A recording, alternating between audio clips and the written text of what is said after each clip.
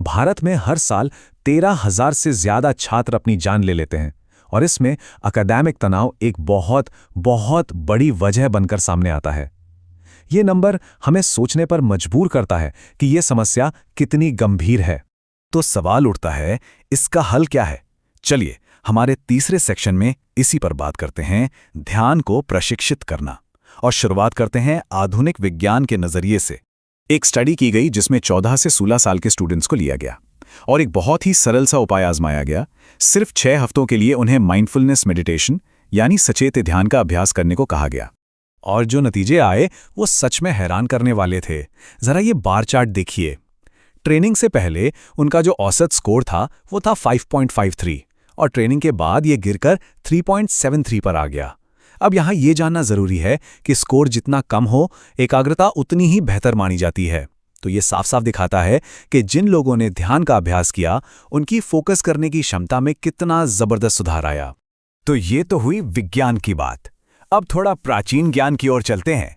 हमारा चौथा खंड है मन को साधना। हजारों साल पहले भगवद गीता में महान योद्धा अर्जुन भी इसी उलझन में थे।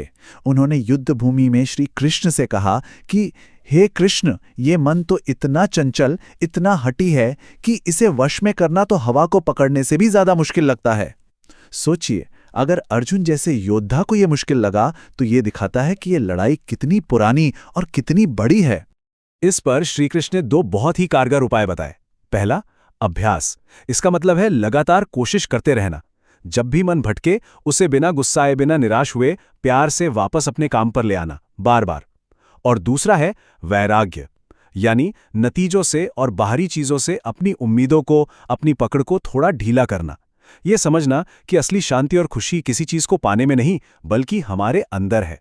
और अब आते हैं हमारे आखिरी और 5वें खंड पर, अपने रथ को चलाना। ये एक बहुत ही कमाल का मानसिक मॉडल है आत्मनियंत्रण के लिए। प्राचीन ग्रंथों में एक बहुत सुंदर रूपक दिया गया है। जरा इसे समझिए। हमारा जो शरीर है वो एक रथ है। हमारी जो 5 इंद्रियां हैं, देखना, सुनना, सूंघना वगैरह, ये वो 5 घोड़े हैं जो हमेशा बाहर की दुनिया की तरफ भागना चाहते हैं। मन वो लगाम है जिससे इन घोड़ों को काबू किया जाता है, और हमारी बुद्धि वो है सारथी, यानी रथ को चलाने वाला। तो इस पूरे रूपक का सार क्या है? सार यह है कि बुद्धि रूपी सारथी को मन रूपी लगाम को मजबूती से थामना होगा। उसे अपने विवेक और समझ का इस्तेमाल करना होगा ताकि वो इंद्रियों रूपी घोड़ों को सही दिशा दे सके। मतलब ये कि जीवन के फैसले मन की चंचलता से नहीं, बल्कि बुद्धि के तर्क से लिए जाने चाहिए। तो अंत में सवाल यही